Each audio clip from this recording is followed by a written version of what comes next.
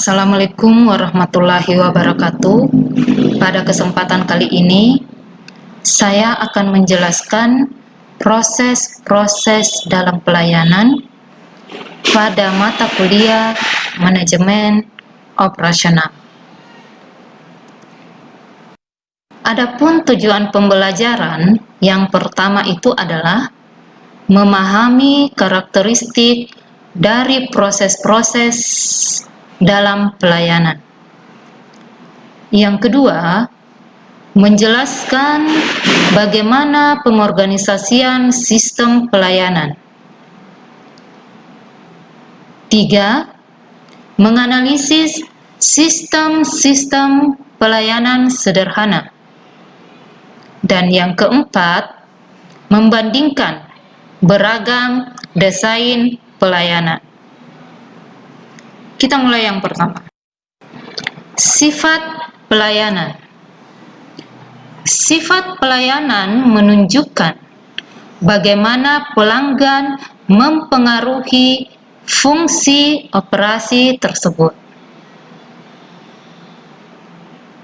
Contohnya, ketika kita masuk ke bank dan bertemu dengan seorang customer service yang ramah, memberikan solusi pada saat kita komplain,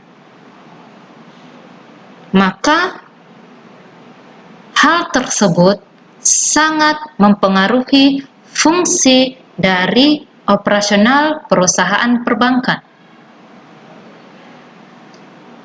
Nasabah yang tadinya datang mau marah, tapi karena cara kita melayani cukup baik dan membuat nasabah tersebut puas akan pelayanan kita, membuat nasabah tidak jadi marah.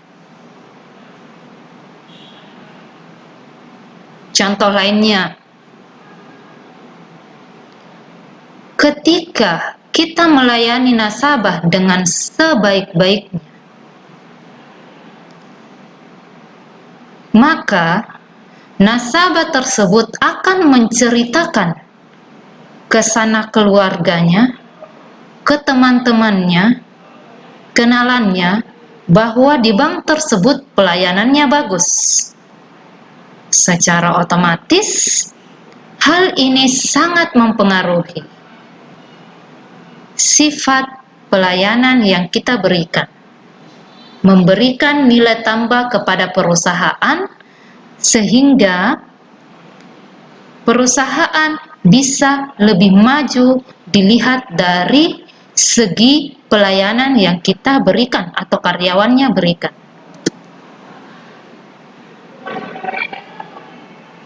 Selanjutnya, pelayanan memiliki suatu paket jasa yang didefinisikan sebagai sekumpulan barang dan jasa yang disediakan dalam suatu lingkungan. Jadi, semua perusahaan memberikan paket jasa agar konsumen atau pelanggannya itu bisa betah di dalam lingkungan perusahaan tersebut. Adapun kumpulan barang dan jasa terdiri atas 5 aspek. Yang pertama adalah fasilitas pendukung. Fasilitas pendukung merupakan sumber daya fisik yang harus ada sebelum sebuah jasa ditawarkan. Contohnya, sebelum kita menawarkan seseorang untuk bermain golf, kita harus menyediakan lapangan golfnya dulu. Contoh lain, sebelum kita menyuruh nasabah untuk pergi menabung ke bank, kita harus menyediakan fasilitas pendukungnya dulu, seperti ruangannya, komputernya, kemudian aplikasinya, sistemnya, supaya nasabah yang datang itu merasa bahwa bank tersebut sudah wajib beroperasi, sudah bisa beroperasi. Yang kedua, barang yang menyertai. Bahan baku yang dibeli dan dikonsumsi oleh pembeli atau barang-barang yang disediakan oleh pelanggan. Contohnya lagi, di lapangan golf itu harus disediakan stick golfnya. Siapa tahu ada pemain yang datang lupa bawa stick golfnya. Di sana juga harus disediakan bolanya, sehingga pemain golf itu bisa merasa nyaman, karena pada saat dia lupa stick golfnya bisa disediakan di sana. Ketika dia lupa membawa bola, oh ternyata ada yang dijual di sana. Itu yang kedua. Kemudian yang ketiga, informasi. Informasi ini adalah data operasi atau informasi yang disediakan oleh pelanggan untuk memberikan pelayanan yang efisien dan sesuai dengan yang diinginkan pelanggan.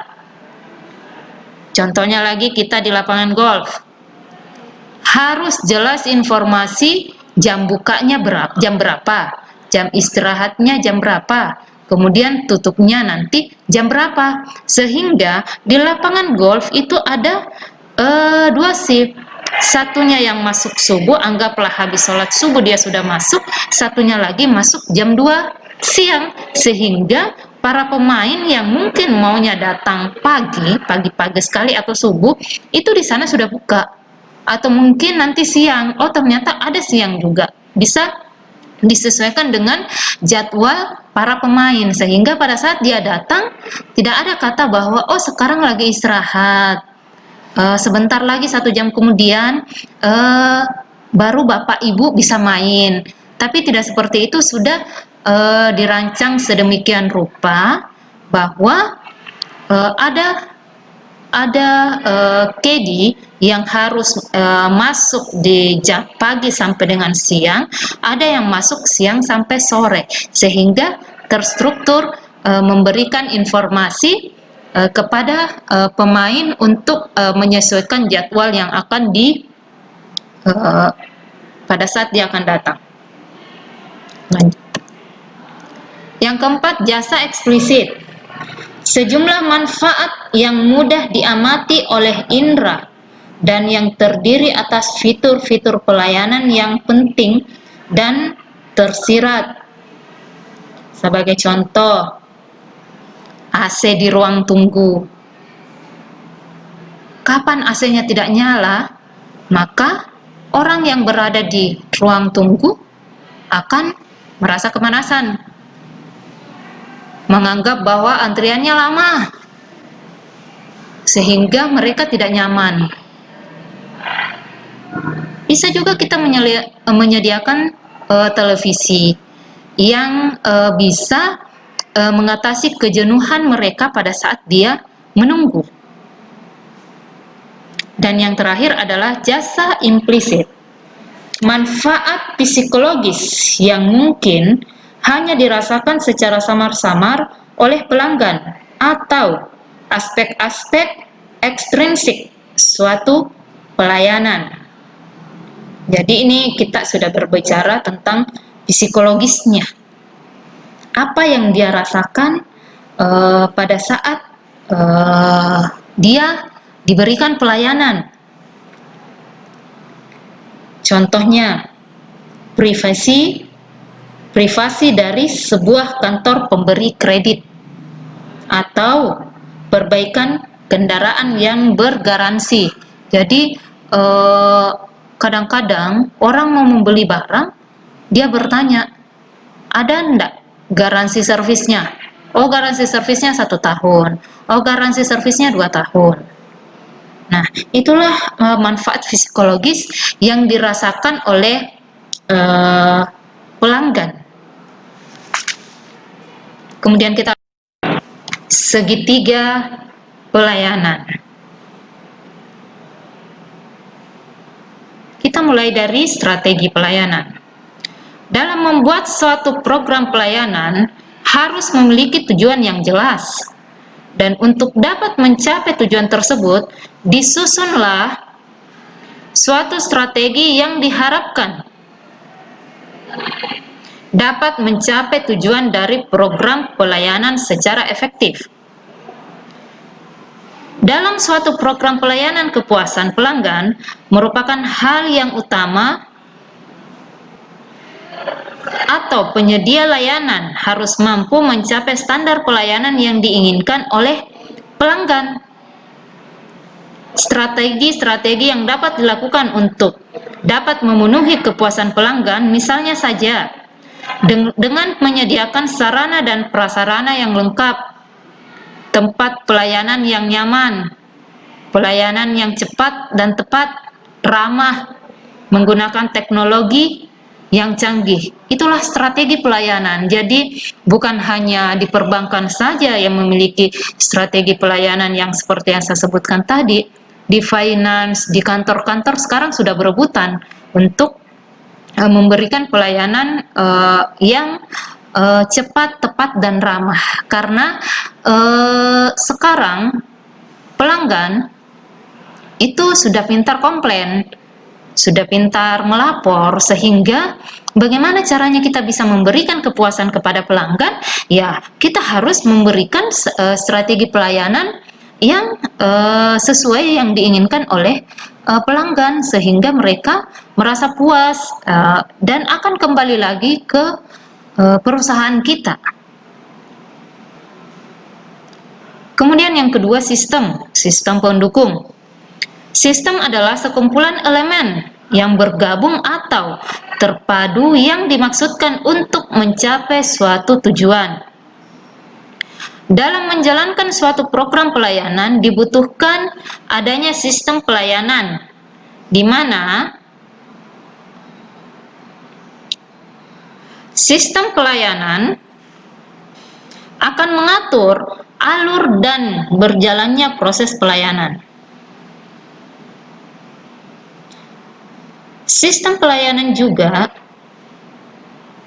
ini bertujuan untuk mencapai tujuan perusahaan. Sistem yang dijalankan dalam sebuah program juga merupakan bagian dari sebuah strategi yang dirancang untuk mencapai tujuan program pelayanan. Sebuah sistem tidak akan dapat berjalan tanpa peran dari unsur lain seperti karyawan untuk dapat mengimplementasikan sistem tersebut. Jadi ada memang sistem yang tidak bisa berjalan sendiri, ada sistem yang harus yang bisa berjalan dengan adanya bantuan dari karyawan untuk dapat mengimplementasikan sistem tersebut. Misalnya saja sistem pelayanan yang tepat waktu dengan menggunakan alur pelayanan yang tidak berbelit-belit dan efisien. Kemudian kita lanjut yang ketiga, karyawannya. Sumber daya manusia atau yang biasa kita sebut di sini adalah karyawannya, adalah kemampuan terpadu dari daya pikir dan daya fisik yang dimiliki individu. Pelaku dan sifatnya dilakukan oleh keturunan dan lingkungannya. Sedangkan prestasi kerjanya dimotivasi oleh keinginan untuk memenuhi kepuasannya. Karyawan merupakan faktor utama dalam adanya sebuah pelayanan. Pelayanan dapat dilakukan apabila ada pihak yang membutuhkan bantuan dan ada pihak yang bersedia membantu memenuhi kebutuhan tersebut. Tingkat karyawan akan dapat mempengaruhi kualitas layanan. Apabila karyawan dalam sebuah lembaga pelayanan memiliki standar yang tinggi, dan terdapat tenaga-tenaga ahli di dalamnya, maka lembaga pelayanan tersebut akan cenderung dapat memberikan pelayanan yang lebih baik.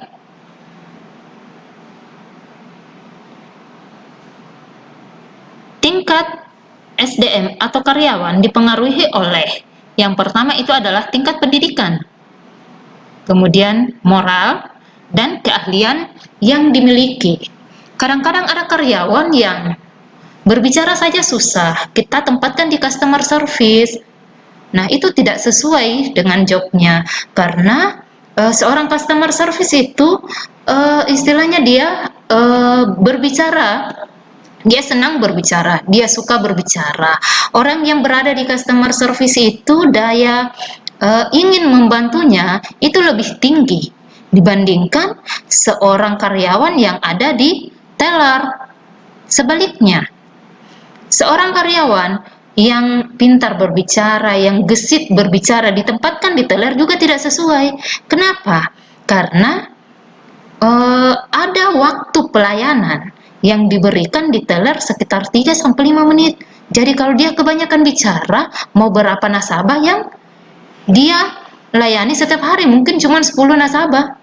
Sementara seorang teller itu tidak bisa banyak bicara, karena banyak bicara bisa saja membuat dia atau karyawan tersebut bisa tekor. Kemudian kita lanjut di customer atau pelanggan. Customer adalah tindakan yang langsung terlibat dalam mendapatkan, mengkonsumsi, dan menghabiskan produk dan jasa, termasuk proses keputusan yang mendahului dan menyusuli tindakan ini. Customer merupakan objek dari sebuah program pelayanan, maka dibutuhkan konsumen yang kritis yang memiliki standar yang tinggi, tingkat partisipasi yang tinggi, dan mau untuk bekerja sama demi mewujudkan pelayanan publik yang berkualitas.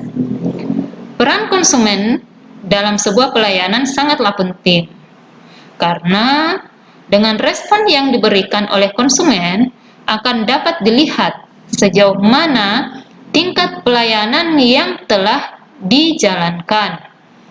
Dan dengan adanya konsumen, maka akan dapat tercipta inovasi-inovasi yang baru yang dibuat untuk dapat memenuhi keinginan konsumen. Jadi kalau kita di jasa, yang kita ingin penuhi adalah keinginan konsumen. Kalau kita memproduksi, yang kita ingin penuhi adalah kebutuhan konsumen. Jadi kita harus membedakan yang mana masuk keinginan konsumen, yang mana masuk kebutuhan konsumen. Nah, inilah segitiga pelayanan yang perlu kita pahami agar nantinya pada saat kita terjun di dunia kerja, ataupun ada mahasiswa kita yang sudah bekerja di antara kalian, kita bisa di sini memanfaatkan segitiga pelayanan ini untuk mendukung kepuasan pelanggan.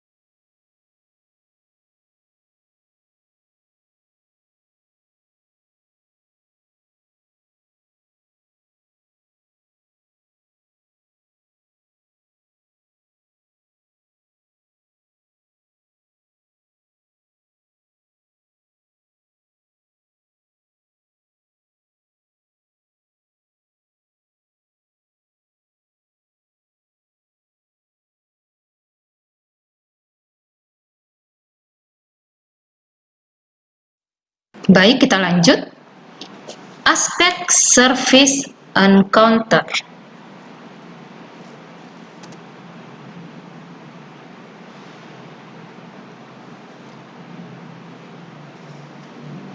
Aspek service encounter, sebenarnya service encounter ini adalah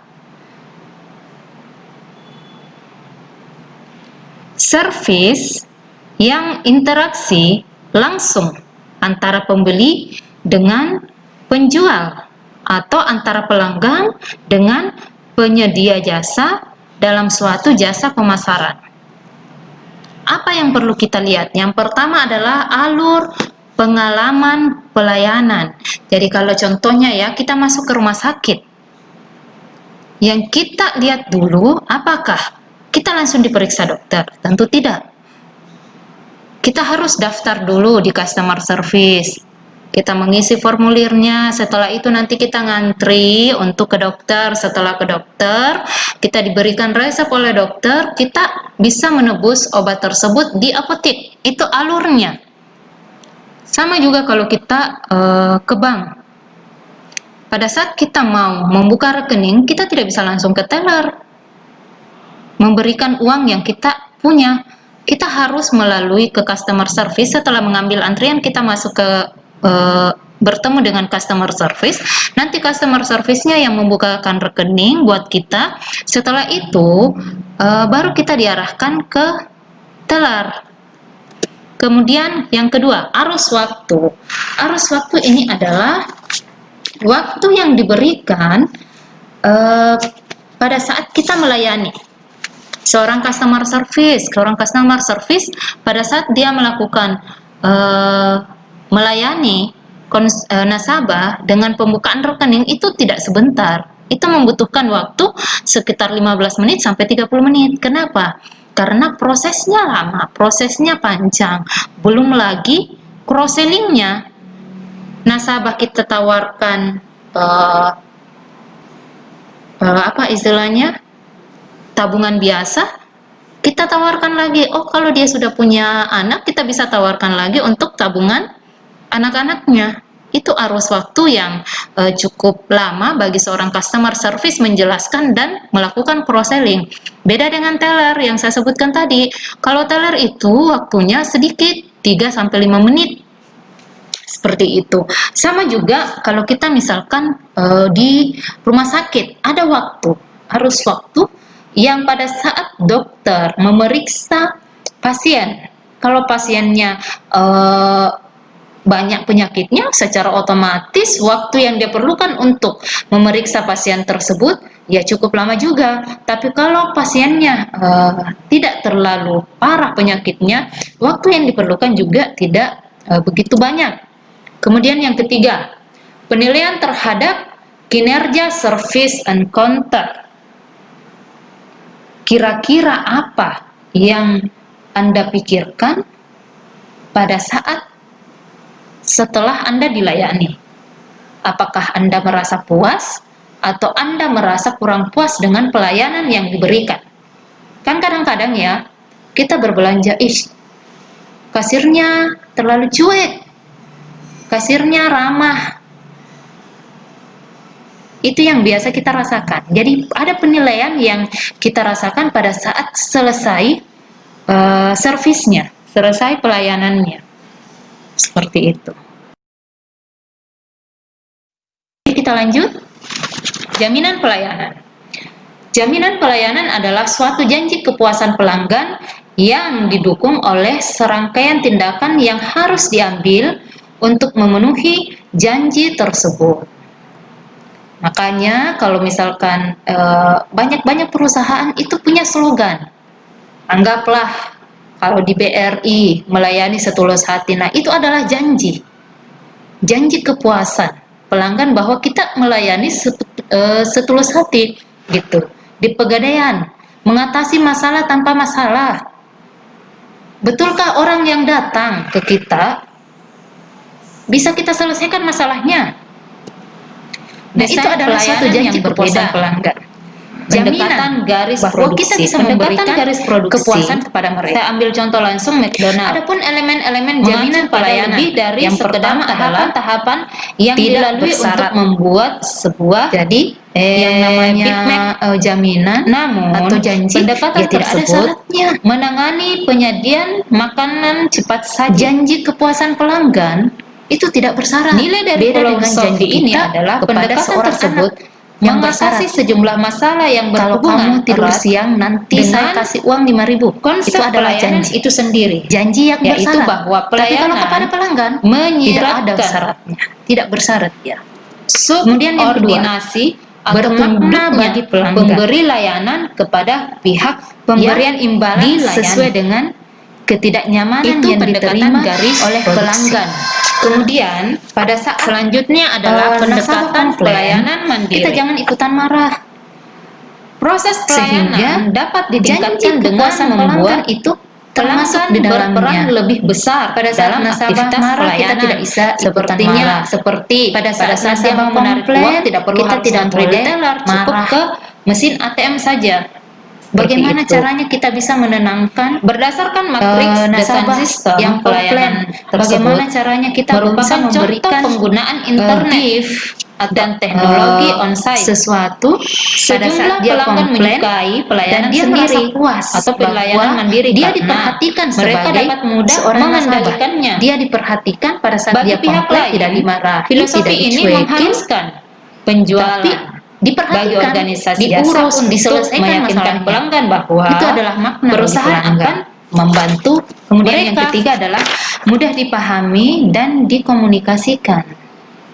Jadi janji kepuasan pelanggan itu harus mudah dipahami, harus mudah dikomunikasikan, tidak harus berbelit-belit yang tidak dipahami oleh proses yang agak longgar hanya memberikan hanya sekedar janji, mengandalkan pengembangan hubungan bagaimana caranya antara tenaga penjual dengan merasa puas dengan hal ini merupakan sebuah pelayanan untuk melakukan penyesuaian total dengan menganggap bahwa janji yang kita berikan ke nasabah itu benar adanya bisa kita penuhi, menghafal atau tahu dan yang terakhir nama dari mudah pelanggannya kita mengajukan permohonan. Jadi jangan pada saat dia datang pada saat kita sebut namanya ada yang komplain, kita tidak boleh bisa saya bantu menyuruh ke customer service dulu muncul menyuruh di dalam hati ambil antrian dulu orang yang komplain sebenarnya itu kita tidak bisa kasih antrian karena kemudian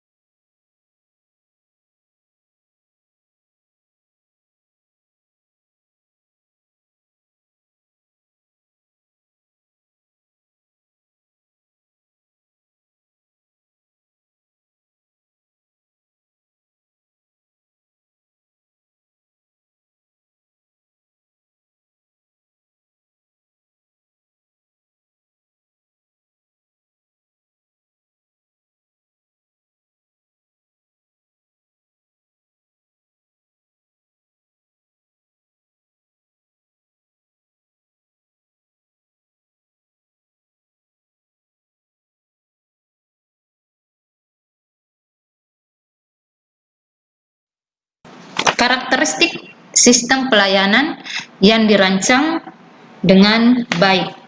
Ini yang terakhir ya. Yang pertama, setiap elemen dari sistem pelayanan konsisten dengan fokus pengoperasian perusahaan.